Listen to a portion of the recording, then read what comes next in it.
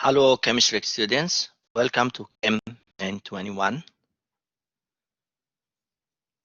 This week is week number 6, and in this week we want to learn about the molecular compounds, how to write the correct name, and giving the name of the molecular compounds and write its formula.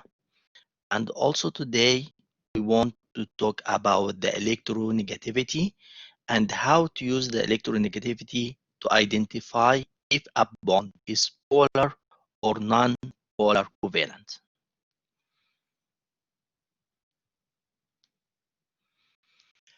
This is the periodic table, and as we talked before, that in the periodic table we have the metals, which is in the blue color, and non-metals, which is in yellow color, and metalloids elements, which is in green color.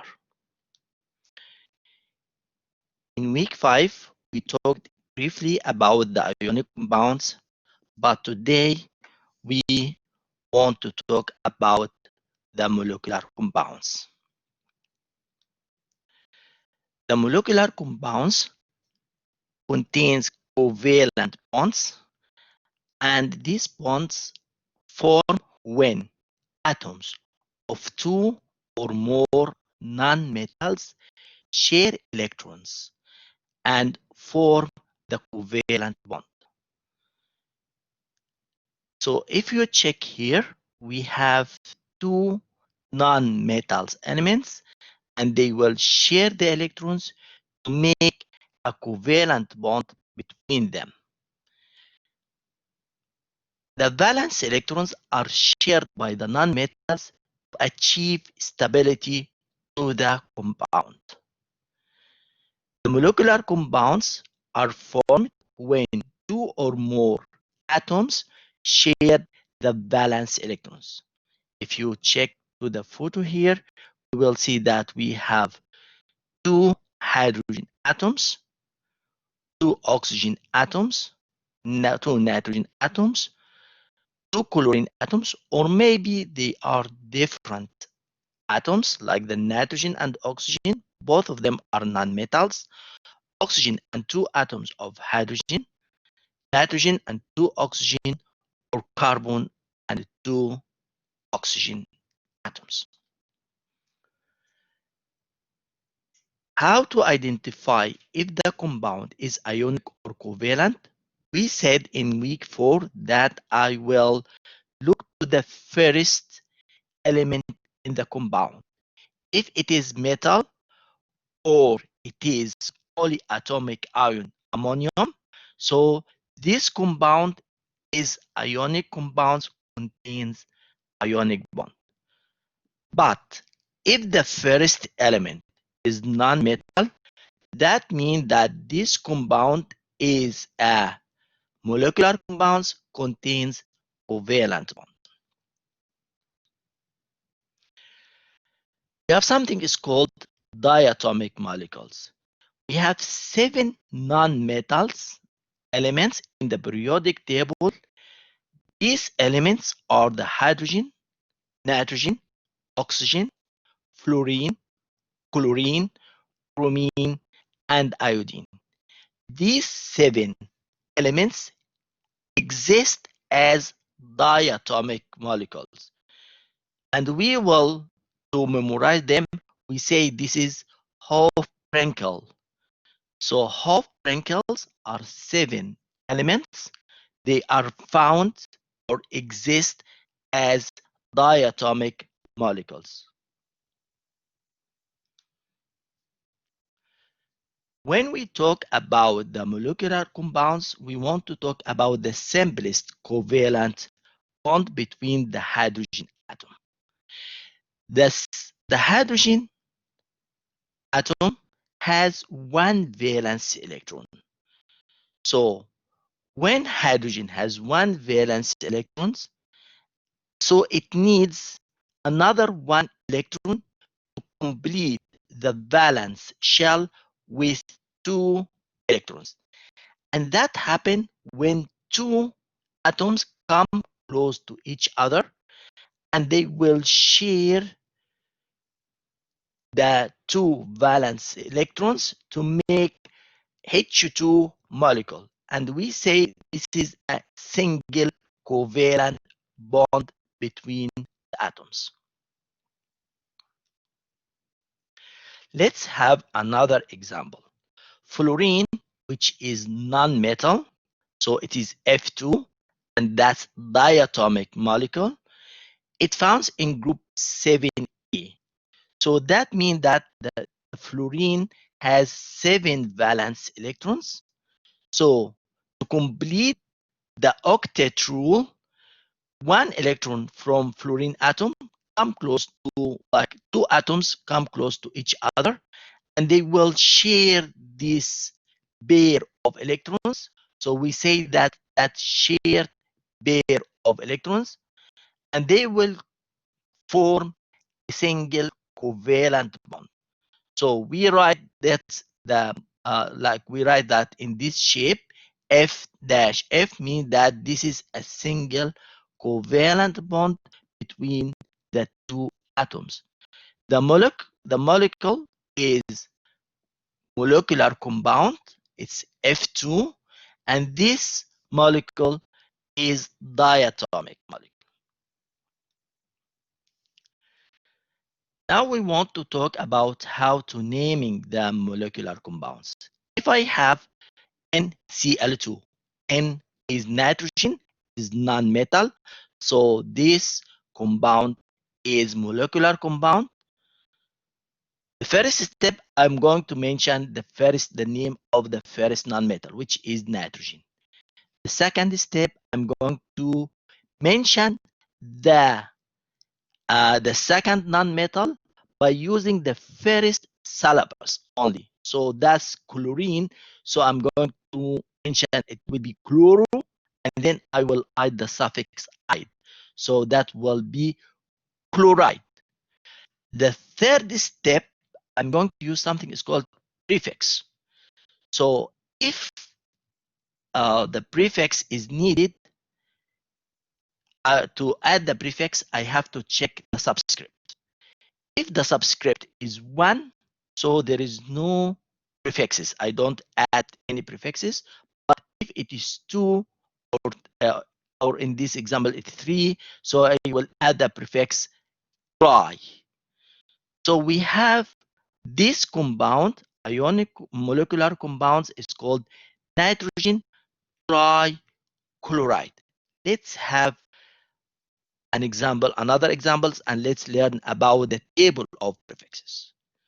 So if the subscript is 1, if it is 1, it is mono, di, tri, 4 tetra, 5 penta, 6 hexa, 7 hepta, 8 octa, 9 nona, 10 deca. Let's have another examples to make it more easier for us. If I have this compound, it's NO2. N is nitrogen, non-metal. So this compound is a molecular compound contain covalent bond. How I'm going to naming it? So I will see this is N, and this is the second non-metals, which is O. So it is NO, nitrogen and oxygen. Then I will check for the subscript. For the nitrogen, it is 1. For the oxygen, it is 2. If the subscript is 1, so I will not add any prefixes. I will not use any prefixes. But if it is 2, I'm going to use the prefix di. So I'm going to name this molecular compound as nitrogen dioxide. Let's go to another point. How if I give you the name of the molecular compound, how you are going to write it formula. So if I give you the formula of diboron trioxide. So I will write the first step. I'm going to write the first non-metal, which is a boron. trioxide, that means that the element is oxygen. So it is BO. Then I'm going to use the prefix to identify the subscript. Di means that the subscript for boron will be 2, while tri means that the subscript for oxygen is 3. So it will be B2O3. Let's have another example. If I have phosphorus pentachloride, so the first nonmetal is phosphorus, the second nonmetal must be chlorine. I'm going to use the prefixes. For the phosphorus, there is no prefixes, so the subscript must be 1. But for chlorine, the prefix here is penta, so that means that the subscript must be 5. So this molecular compound is written as PCl5.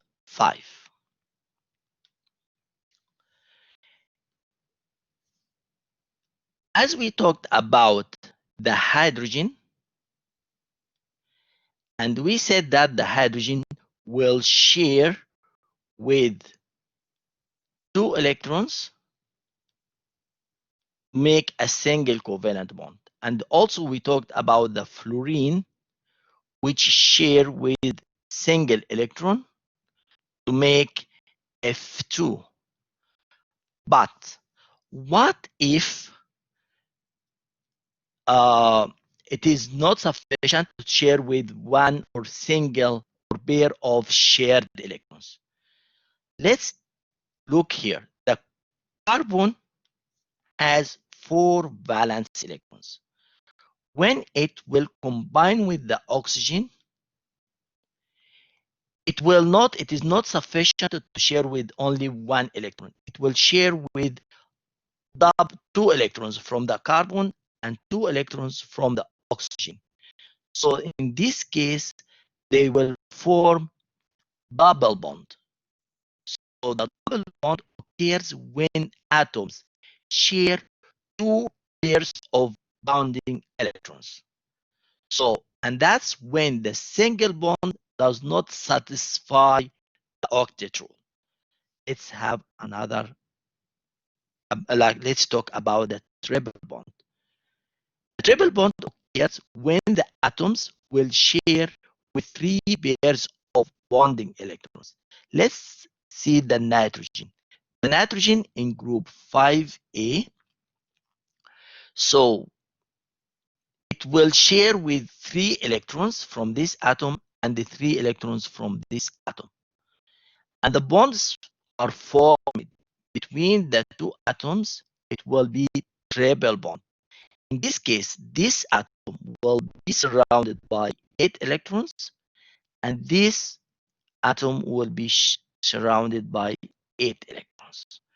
So the triple bond occurs when atoms share 3 pairs of bonding electrons.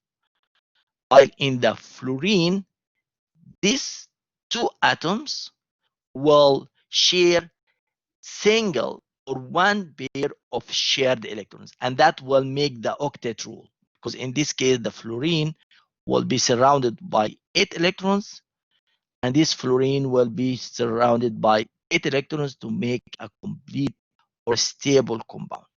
Here the nitrogen will share with triple bond or 3 pairs of,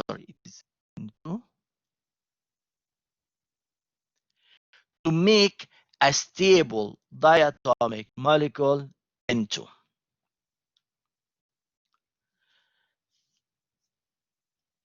In some cases, we have like the bonds between the non-metals atoms, maybe it is polar or non-polar.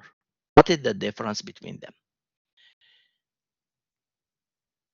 If the non-metals share electrons equally, that will result in non-polar covalent bond. While if the two nonmetals share electrons unequally, so that will result of polar covalent bond. How do I know that? I will know that as electronegativity. So what is the electronegativity? It is the ability of the atom to attract the shared valence electrons. And we have something is called electronegativity value, which will be found below the symbol of the element in the periodic table. And that will be provided, this chart will be provided in the test for you. So the electronegativity of the element in the periodic table increases as we move from left to right, or we are moving up, down, up, or moving from down to up. Okay? And let's put in our mind that fluorine is the most electronegativity element. And as a general, the non-metals have higher electronegativity value than the metal.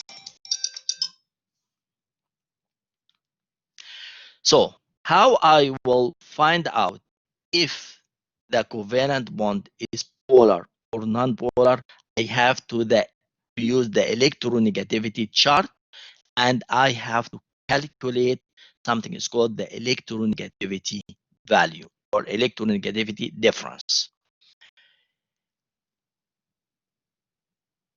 When I have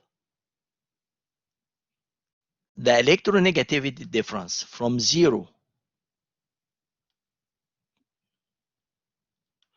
to 0.4,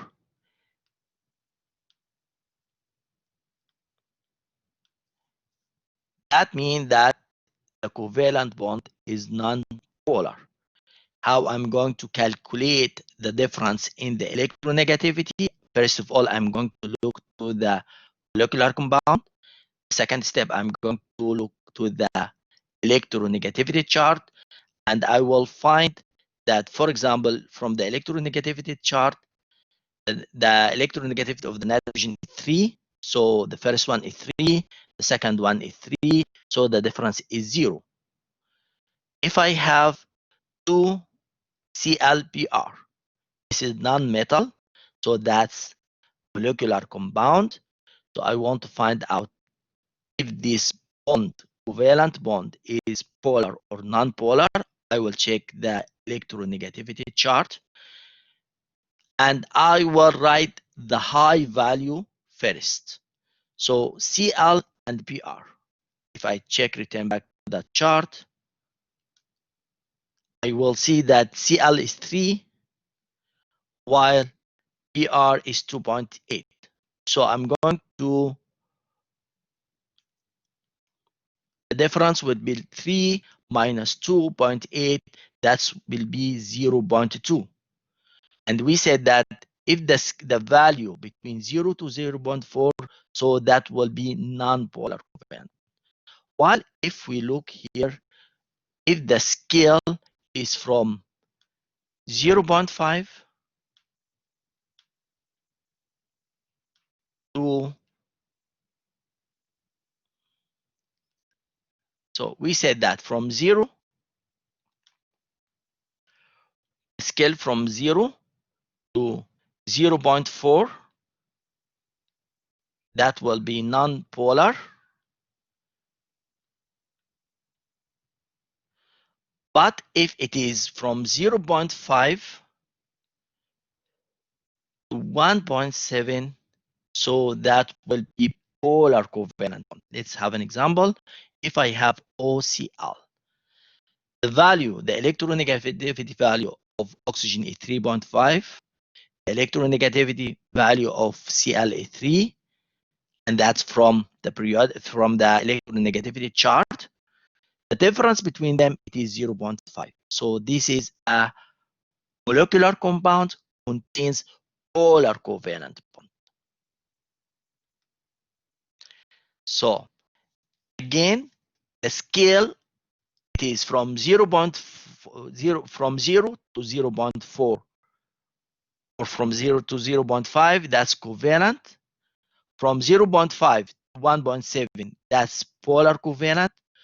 Over 1.7, like 1.8 to 3.3, the bond is ionic bond. And that means that if they are non-polar covalent bond, so that means that they share the electron equally. If it is polar covalent bond, that means that there is one element has a high ability to attract the electrons more towards it, while in the ionic bond we have positive and negative. So the greater the difference in the electronegativity of the atom of the two atoms, the more polar the bond. For example, the OH bond is more polar than the NH. The last point that we want to speak about the dipole. That's the dipole only for the polar covalent bonds. When the polar covalent bonds becomes more polar and the difference in the electronegativity increases. So there will be charge on the atoms, and that's the separation of the charges in the polar bond is called dipole. The positive and negative ends of the dipole are located by using the lowercase Greek letter delta with the positive or negative charge. Like for example, if I have Cl and fluorine. The fluorine is more electronegativity than the Cl, so that will be polar covalent bond. So that we are going to write it. This is Cl, and this is the F, fluorine, and this is the covalent bond. So because the fluorine is more stronger and it will attract the electronegativity, it will attract the electrons towards it. So on the fluorine we write delta minus, on the chlorine we write delta plus, and then we were going to write an arrow that points from the positive to the negative end of the dipole. Thank you and see you in the class next.